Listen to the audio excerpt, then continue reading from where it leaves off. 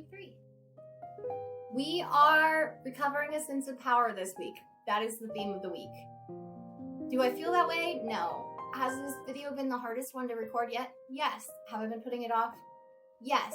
Did I want to put it off again to tomorrow and I'm doing it right now? Yeah, I'm doing it. Are we so proud? Okay.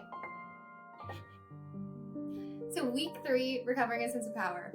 I thought this was hilarious because I actually got off my crutches this week. They told me to walk. They were like, yeah, basically I broke my leg. I fractured my leg and then I go in after a month of being in this cast. Well, not a cast. It was a brace.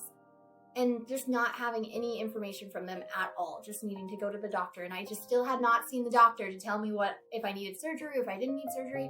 And then I go to that doctor and he's like, yeah, can you bend it? And I'm shocked. And then I bend it. And he's like, okay, walk on it. And I'm like, what? And then I just walked and it was like, Jesus. No. But yeah, I recovered a lot of power this week. I did feel like I recovered a sense of power this week, which was very on theme. In this little margin here, it says week 3. This week you may find yourself dealing with unaccustomed bursts of energy and sharp peaks of anger, joy, and grief. You are coming into your power as the loser. You guys are just going to be like, this woman cannot pronounce any words. The illusory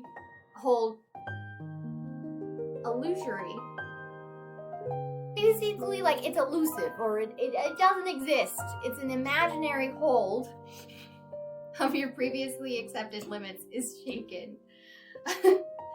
You will be asked to consciously experiment with spiritual open-mindedness.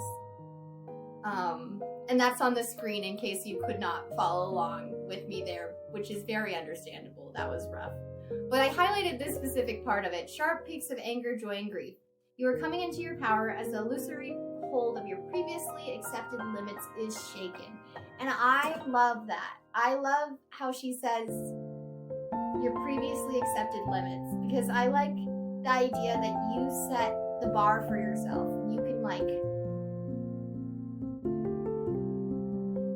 like what you think you can do is all in your head, right? And if you think you can do it, then you can do it. Like, thinking you can do something is the hardest part of doing it. And obviously, there's so many more steps, but yeah. Going forward's the hardest step. Starting is always a journey of 1,000 miles starts with one step. And you need to know you can walk those 1,000 miles. And once you know you can walk those 1,000 miles and you take that first step, the rest is history, hopefully, apparently.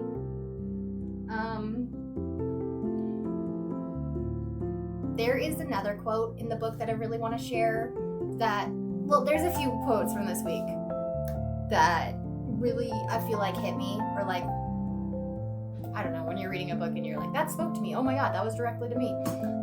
So I'm going to share another one of those with you. This one is on page 68. It goes, for the artist who endured childhood shaming over any form of neediness, any type of exploration, any expectation, shame may kick in even without the aid of a shame-provoking review. If a child has ever been made to feel foolish for believing himself or herself talented, the act of actually finishing a piece of art will be fraught with internal shame.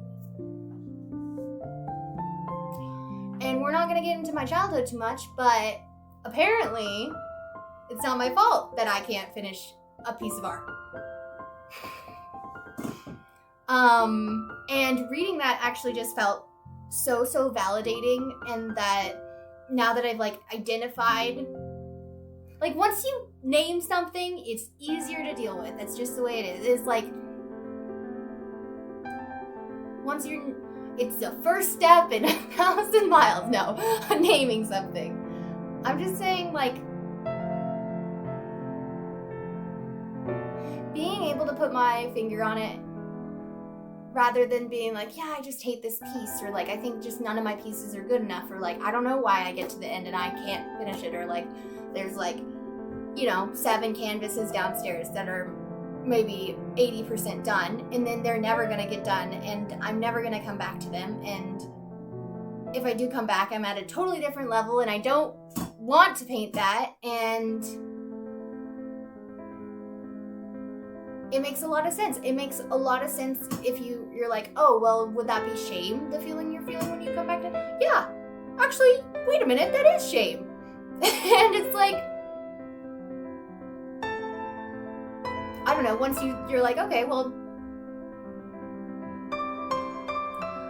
I don't know, I haven't finished a painting yet, but I was having a very difficult time starting this video and filming it. As you can tell, it's Friday, it's not Wednesday, is it? And part of that was just I had an exam this week, but honestly, I have an exam like a good amount of weeks and harder exams.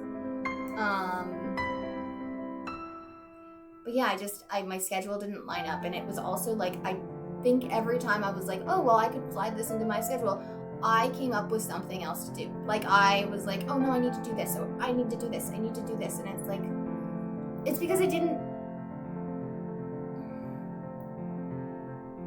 not that this is like completing a piece, but all I'm saying is like, we are getting a few steps into this process, and now the pressure's,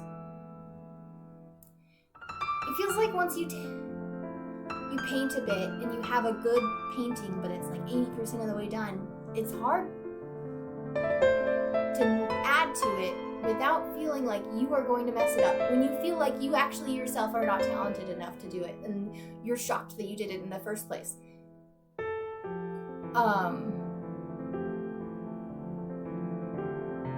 And so I think that's the same feeling I'm facing with this issue. This video is not, it's not like I've gotten crazy views on the first couple, but I liked my first one. I didn't really like my second video, and now I feel like I'm never gonna make a good video again, and they're just all gonna be embarrassing on the internet, and nobody's gonna view them, and I'm gonna fail the project.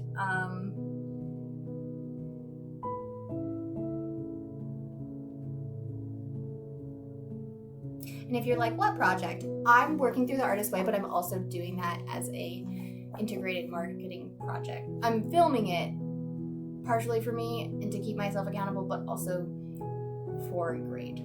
It's my entire grade 4A class, and I think I'll do fine. It's just hard seeing the other students put together their video series, and they're getting like more traction than me, which is fine. It's not hard to get more traction than one view, okay? That is, I set the bar low. But it just makes me, it just puts so much pressure on it, and I don't know if this is helpful to you at all. I'm just trying to talk about how I feel.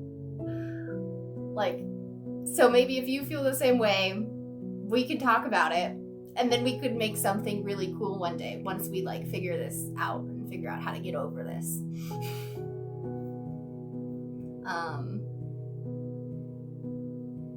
But I just found that sentence, the act of actually finishing a piece of art will be fraught with internal shaming, was just like, or no, let's,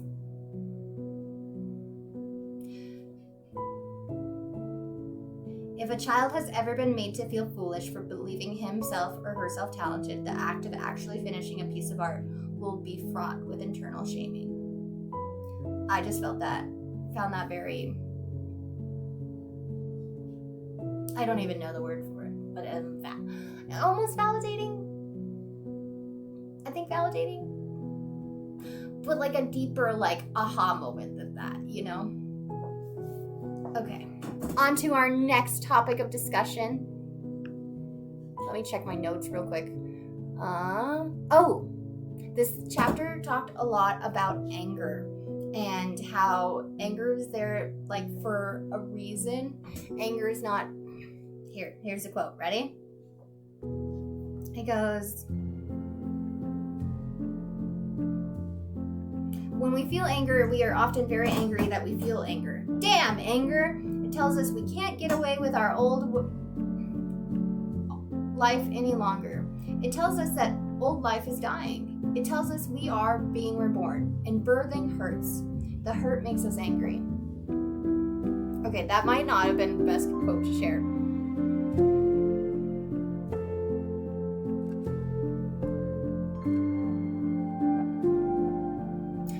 I cut there. I shared a quote. It didn't make any sense out of context.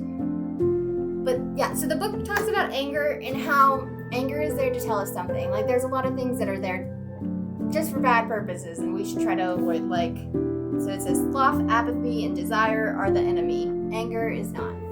And I think that's so true, because, like, anger is almost like conflict, right? Like, conflict is there to show you there's a problem and we need to resolve this conflict to find a better solution and move forward, right? Like, that's why conflict arises. And I think anger is, Julia thinks anger is the same way, where, like, anger is trying to tell you something about your life and what you need to do, and it's helping to direct you. Like, this quote was very relatable. Blast him, I could make a better film than that. This anger says, you want to make movies, you need to learn how. And I, like, literally started the series because it was at hotel, I was looking at art, and I was like, blast him! I could make a better painting than that. No, I didn't. Who would say blast him? Okay. Anyways, I found that a really interesting and productive way of looking at anger, and I think you should keep that in mind. That anger is not the enemy. Sloth, apathy, and desire are. Or just the first part if you don't care about others.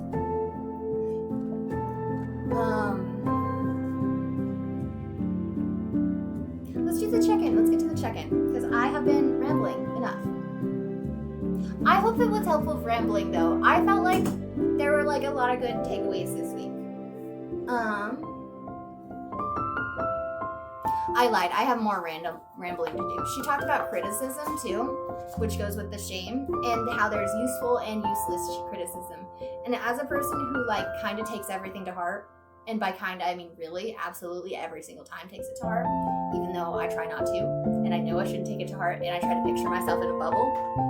Yeah, you know the practice. I still take it to heart.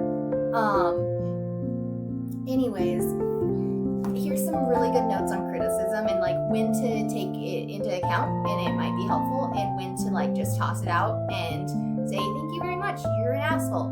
No, I'm kidding.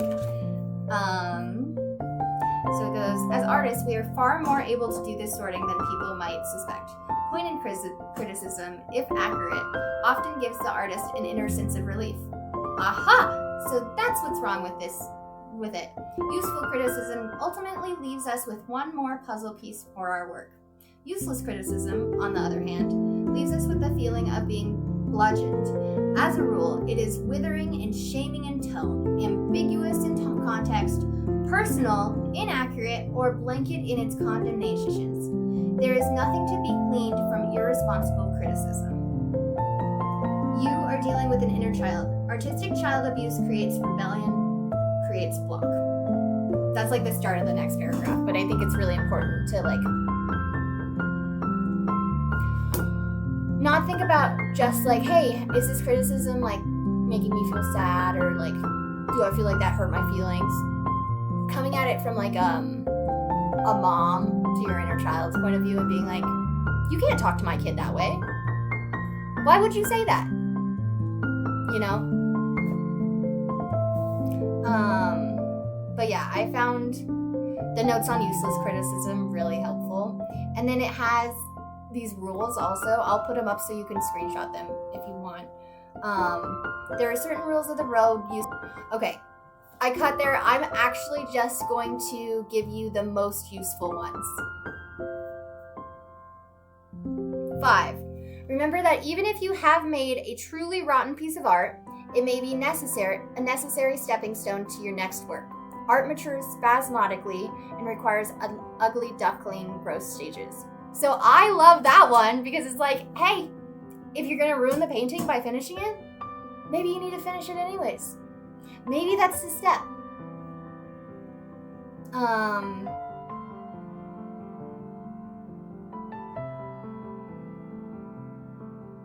I like the jotting down notes on it too. Like, just jot down notes on what concepts or phrases bother you, and then jot down notes on what concepts or phrases of the criticism seem helpful. I think just taking a moment to, like, analyze it and not just allowing the stab. It's really helpful. I know it's a pain. It's kind of like cognitive behavioral therapy where you have to like retrain your brain to think different things. And like I think with your inner child it's the same, where you need to like, you haven't cared about them. You need to start, not that you haven't, but you haven't even thought about it maybe, for me. And it's like, hey, let's start watching out for this little guy and just see how you could grow if we nurtured this little guy, right? It's really important to protect your inner child. Because that's you, okay? It's really important. I like this quote. This one was from me. Artists who seek perfection in everything are those who cannot attain it in anything. And then one last quote before we get into the questions for the week, because the quotes were so good this week. Okay. I like this part. So it says, when these blocked artists strive to break free of their dysfunctional systems, they are often urged to be sensible when such advice is not appropriate for them. Made to feel guilty for their talents, they often hide their own light under a bushel for fear of hurting others. Instead, they hurt themselves. And I love that quote so much because of that one term, bushel, in there. So it says, when these blocked artists strive to break free of their dysfunctional systems, they are often urged to be sensible when such advice is not appropriate for them. Made to feel guilty for their talents, they often hide their own light under a bushel. And you know what I learned in Sunday school about bushels and lights? Hide it under a bushel? No, I'm gonna let it shine, let it shine, let it shine, let it shine. So I've been singing that to myself this week. And yeah, I will never, I've known since I was a little kid that I will not be hiding my light under a bushel. So I just think if you're talented or you're passionate about something or you like something and you're naturally drawn to it, or you're angry that somebody's painting hotel art and you aren't, you should probably unhide your light under the bush that's under the bushel, because God told you that's not good. Jesus said, don't you hide your light under a bushel. No.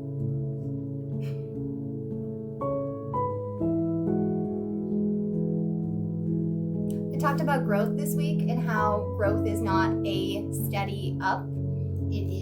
Growth is an erratic forward movement. 2 steps forward, 1 step back. Remember that and be very gentle with yourself. And I think I always try to keep that in mind. I had this job a few years ago where I was a property manager, and my boss drew this little chart for me, and I redrew it on this page.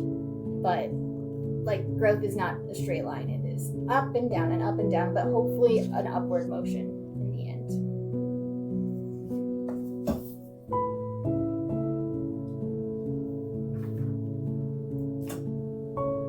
Okay, weekly check-in. We made it. Are you still here? You made it? Oh my God. Okay, ready? 1, how many pages this week? I got a little excited that we got it. We made it to this section. How many days this week did you do your morning pages? How was the experience for you? If you skipped a day, why did you skip it? I did the morning pages 6 of the 7 days this week. That's my pause for applause. The first time I did that, I didn't add the applause. So hopefully there was some applause there. But yeah, 6 out of 7 days, that was really exciting. I only did not do them this morning because I had an exam today and I didn't get to them. And then I got to my exam and it was like a 1-page, well, it was the worst exam ever. Not because the class was hard. Like I said earlier, it is not that hard of a class. It's the way this professor set up this exam that was insane. It was 6 multiple choice questions, and then the rest was writing. I don't know. I just think it's dumb. I guess I could get a little bit more into it than that. So it was like you had to write 2 one-page essays, and you had to answer these 6 multiple choice questions, which I thought there were going to be 30, and I studied most for the multiple choice questions because it was worth 30% of the whole grade. So I thought maybe 30. I don't know why I thought 30. There were 6, and they were all like trick questions meant to trip you up, which is so dumb. If you're going to give a person only 6 questions to prove their knowledge, don't trip them up. Don't try to trip them up. And then I had to just sit there and write 2 one-page essays in 40 minutes. I'm such a slow person. Like, I'm smart. I feel smart, but that was a terrible exam, and I did not do my morning pages today. But when I sat there and wrote that one-page essay, I did pretend it was my morning pages. Like, I didn't tell him everything about my life, but I was like, okay, you can write 1 page. You've done it. You do it every morning. So yeah, that was... I did not do my my morning pages today, technically. Question 2. Did you do your artist day this week? Yes, and it was awful. That was like in parentheses. It's confusing. But after that it says, what did you do? How did it feel? Here, let me show you the page.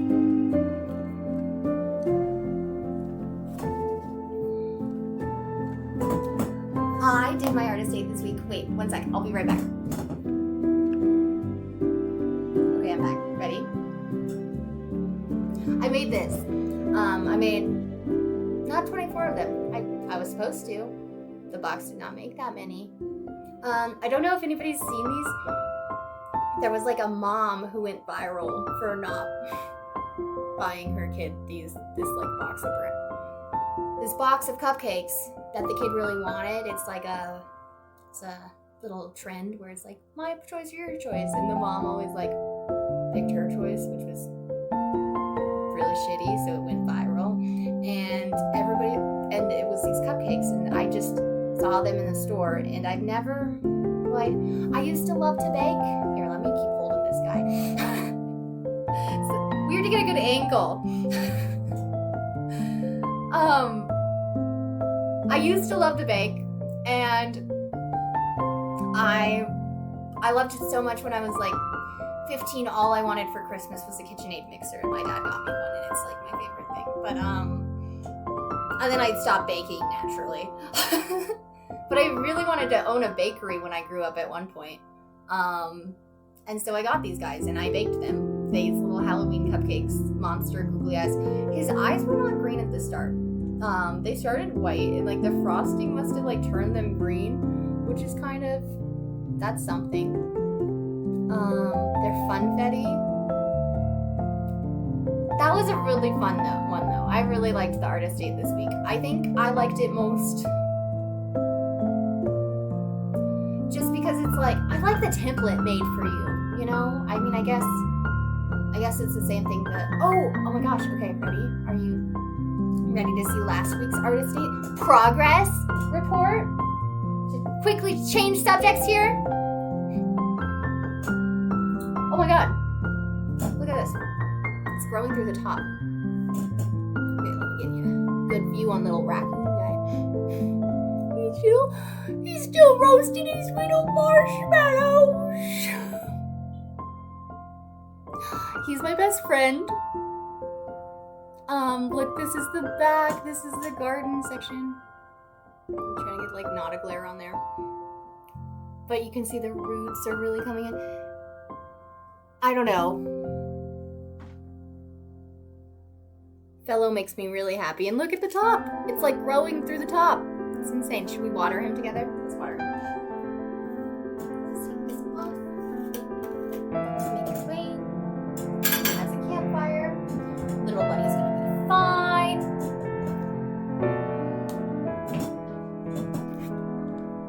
Oh my god, I knocked him over.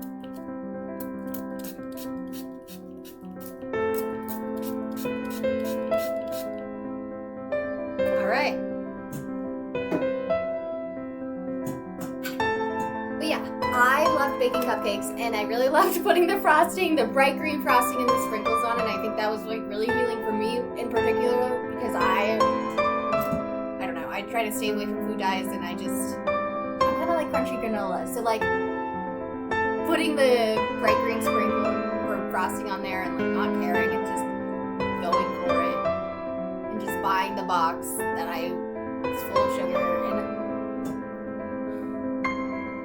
it felt really good. It was like a really nice artist date. I think I had an idea for the next one, but I forgot it. Oh, I used to get super into making my Halloween costume. I always get super into making my Halloween costume, but this year I think I'm going to do it as an artist date this week, and I'm going to, I want for my boyfriend and I to go as the robbers of the Louvre, and I want for my artist date this week to make the little, try to make replicas of all the things they stole from the Louvre, and I think that'll be really fun, and we'll see how it turns out. You'll have to check back next week or possibly Halloween week for our costumes. That I'm looking forward to that artist date, and I think artist dates are like so helpful. It's so helpful to have something to look forward to for the week, and then like make yourself do that. It's just like going to the gym. How you go to the gym and you're like, I don't really want to, and then you go and you're like, oh my god, I felt so good. I needed that. It's like the same with like giving your little child inside of you a treat. Like just let him have it. You know, you're only alive one time. Okay, I'll stop lecturing and move on. Where'd my book go?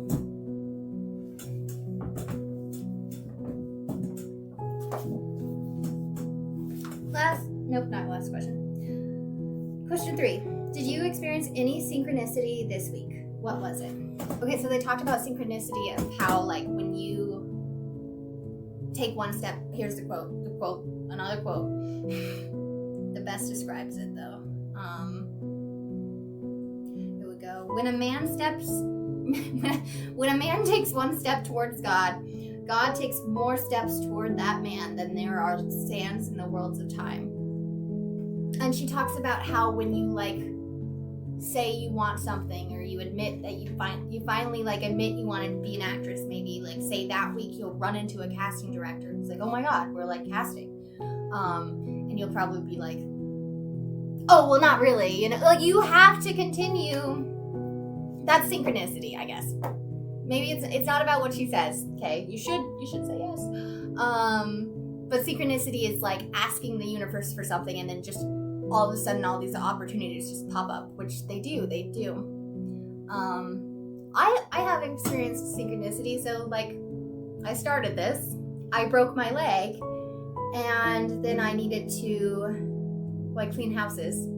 So I lost my income for a little bit, and I needed to like find something, and in searching for those things, that like I feel like so many opportunities have popped up for me that I just don't even feel qualified, or I'm shocked that I am somehow at the level that like people would want me, or like I can do things, you know, like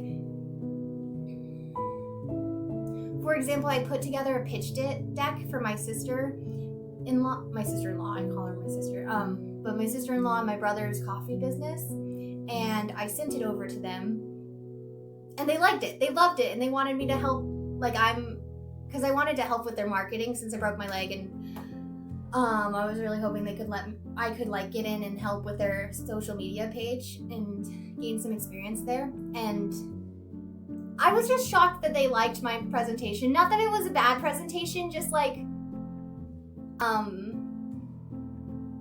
don't know, I've just never felt like I can do things that other people like approve of.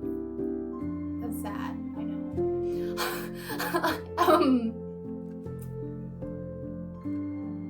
And now I'm helping them with their marketing, and it's like, oh, I can't do this, and it's like, no, you can do this, you can, and you asked for this, and you're doing this. And same with like this video series. I don't know, I like wanted to try. I just feel like opportunities keep popping up, and they're like hey, go do this. Do this more. Like the marketing one. And then I guess this has always been there. I really feel, this is so stupid, I feel incredibly pushed towards content creation right now. And like creating a niche and a following, and then a program, and then maybe writing a book and doing all those things that people do, and you're like, I don't know, it just seems vain. But it's not vain, is it? I think it's like getting dressed nice for the day. You know, you're just putting yourself out there in the way you want to put yourself out there. And I think it's like, I just want to overcome that fear of being perceived. I want to like be comfortable in who I am and be perceived, and people can take it or they can leave it, and I'm going to be okay with that. And so I typed in my little Cloud chat, which is ChatGPT, but Cloud is a B Corp that you should use instead of ChatGPT. They have a moral responsibility to the environment. Corporations do not. Okay. I told you I was crunchy. Anyways, I typed into Cloud, my chat, about trying to build a content creation, or like, not a content creation, trying to like build my social media pages and how I would go about it. And it's like, oh my God, do this.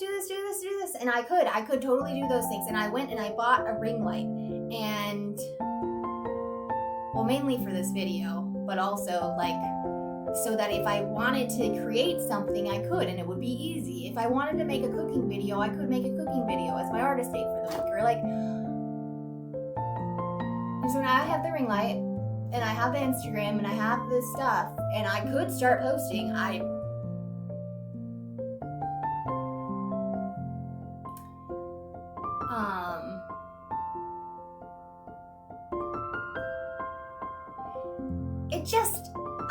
need to get over judging myself for it. Like, that's not a real type of like being creative, because it totally is, and I think it actually helps people in a lot of ways. Like, there's so many content creators who inspire me, and yeah, they have a lot of other things. Like, you could say whatever you want about influencers. A lot of people say shitty things, or like influencers are, I don't know, just in it for the attention. That's my biggest fear, is that people would think that I'm just in it for the attention. But really, it's like, I want to interact more. It's like you want to go on the playground. You know what I mean? And I just want to be brave enough to go out on the playground. So we will see how that goes. If you want to follow my Instagram, you are more than welcome to. It's Allison.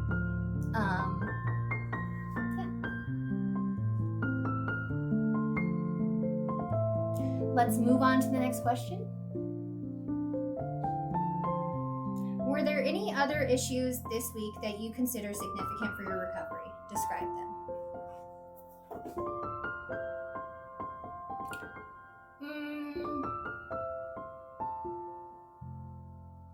I don't have any big ones of those this week that I can think of off the top of my head. And this video has taken a hot minute. So I think we're gonna wrap it here.